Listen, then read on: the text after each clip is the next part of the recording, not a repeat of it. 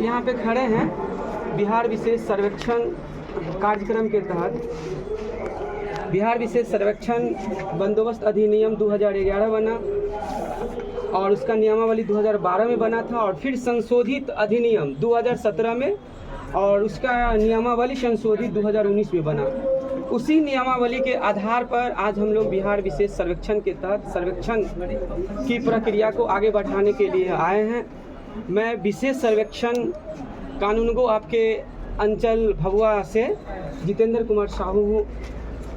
अभी जो बिहार में जो सर्वे हो रही है, इस सर्वे में हमारे कैमूर जिला में जो सर्वे हो रही है, इसके लिए प्रत्येक पंचायत में ग्राम सभा आयोजित था, जिसमें सभी पंचायत का ग्राम सभा लगभग हो गई है।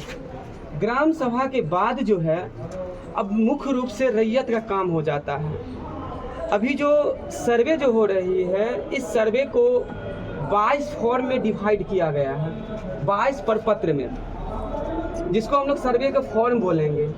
फॉर्म नंबर 1 आपके बंदोबस्त पदाधिकारी, प्रत्येक जिला में बंदोबस्त पदाधिकारी एक फॉर्म के द्वारा आपको इंडिकेट करते हैं, जिसको कहते हैं उद्घोषणा प्रपत्र।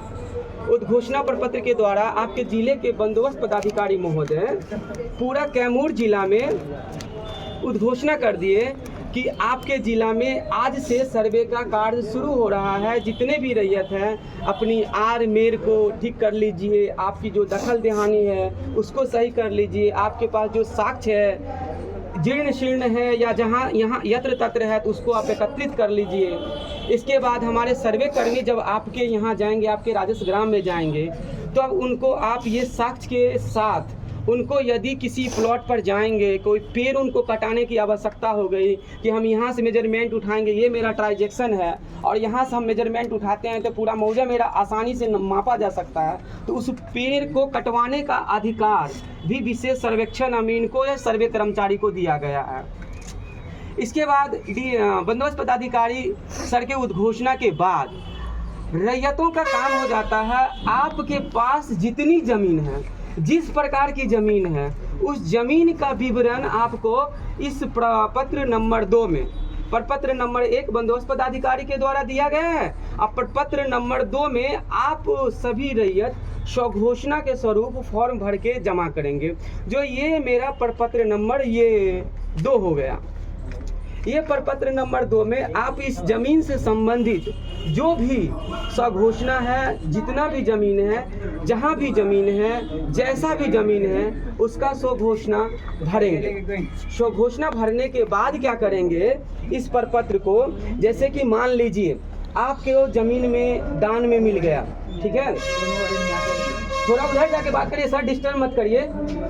मान लीजिए आपको ज़मीन दान में मिला है, दान में ज़मीन मिला हुआ है, या आपको सरकार के द्वारा वास्तविक पर्चा निर्गत किया गया है, या बंदोबस्ती पर्चा निर्गत किया गया है, या केवाला करवाए हैं, या टाइटल सूट से आपके पास ज़मीन आया है, बंटवारा नामा से ज़मीन आया है। जिस आधार पर भी आपके पास ज़मीन आया है, उस आधार के आधार पर आप इस प्रपत्र को भरेंगे। और याद रखेंगे, अभी जो सर्वे हो रहा है, इस सर्वे में सिर्फ और सिर्फ जीवित आदमी के नाम से सर्वे होना है। आपके वंशज का ज़मीन है, मान लीजिए दादा परदादा की ज़मीन है, तो उस ज़मीन को दादा और परदादा के नाम से खतियान चल रही थी, उस खतियान को परिवर्तन करते हुए अभी जो वंशज होंगे उनके नाम से खाता खुलेगा। और इसमें क्या होगा कि आप यदि आपके नाम से ज़मीन है, मान लीजिए कि कोई केवाला है और आपके नाम से है, तब इसमें आपको सिर्फ और सिर्फ एक फॉर्म भरना पड़ेगा, जिसको प्रपत्र 2 कहते हैं। इसमें आप के नाम से केवाला है और आप भी जीवित हैं, आप फॉर्म भरना चाह रहे हैं, तो सिर्फ और सिर्फ प्रपत्र 2 भरेंगे। प्रपत्र 2 में आप क्या करेंगे, अपना नाम भरेंगे, अपना अस्थाई पता। अस्थाई पता पर किसी रैयत को ये कन्फ्यूजन होता है कि सर मैं दिल्ली में घर बना लिया हूँ, मेरा आधार कार्ड दिल्ली का है, लेकिन मेरा ये ज़मीन अभी कैमूर भभुआ में है, तो आप अपना अस्थाई पता जहाँ है वहाँ के डाल सकते हैं। ऐसा इशू नहीं है कि जिस मौजा में आपका ज़मीन है उसी मौजा में घर रहना चाहिए। आप ज़मीन कहीं भी खरीद सकते हैं, आप स्वतंत्र हैं। आपका जो अस्थाई पता है, आप जहाँ रह रहे हैं वहाँ का अस्थाई पता डाल देंगे, आप अपना नाम डालेंगे, इसके बाद खाता डालेंगे, खेसरा डालेंगे, रकबा डालेंगे। इसके बाद उसका चौहद्दी, वर्तमान का चौहद्दी डालेंगे।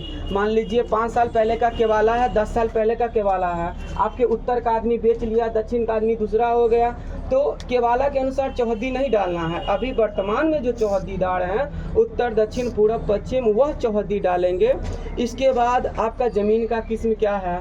आपके ज़मीन में मान लीजिए आपके केवाला में लिखा है कृषि योग्य भूमि, लेकिन अभी वर्तमान में आप वहाँ पर पोखर खुना दिए, तालाब बना दिए, आप वहाँ पर मान लीजिए बिजनेस के लिए कोई बिजनेस एस्टेब्लिश कर दिए, कोई कारखाना बनवा दिए, या किसी तरह का मान लीजिए दुकान बना दिए, या वहाँ पर मकान बना दिए, या खेती हो रही है। अभी के वास्तु स्थिति में जो चीज़ है, जो सिचुएशन है उस ज़मीन का नेचर है, वही नेचर यहाँ पे डालना है ज़मीन के किस्म में। इसके बाद आपके पास जमाबंदी रसीद होगी, उसकी रसीद कट रही होगी, तो उसका जमाबंदी रसीद डालना है। अभी नया यदि रसीद होगा तो नया रसीद में जमाबंदी संख्या नहीं लिखा हुआ रहता, उसमें पर भाग और पृष्ठ संख्या लिखा हुआ रहता है। तो आप इसमें भाग और पृष्ठ संख्या डाल देंगे। जमाबंदी संख्या होगा तो आप जमाबंदी संख्या डाल देंगे। इसके बाद भूमि पर दावा का अधिकार है। भूमि पर दावा का आधार जो है, आप केवाला है तो यहाँ पर लिख देंगे क्रय। आपको दान पत्र मिला है तो यहाँ लिख देंगे दान पत्र। आपको वसीयतनामा मिला है तो यहाँ लिख देंगे वसीयतनामा। आपको बंटवारा नामा मिला है तो आप लिख देंगे बंटवारा नामा। आपको टाइटल सूट के आधार पर ज़मीन मिला है, स्वतंत्रवाद के आधार पर, तो लिख देंगे यहाँ पे स्वतंत्रवाद के आधार पर। इसके बाद ये अभिव्यक्ति कॉलम है। यदि आपके पास केवाला है तो केवाला में डीड संख्या होता है और रजिस्ट्री डेट होता है।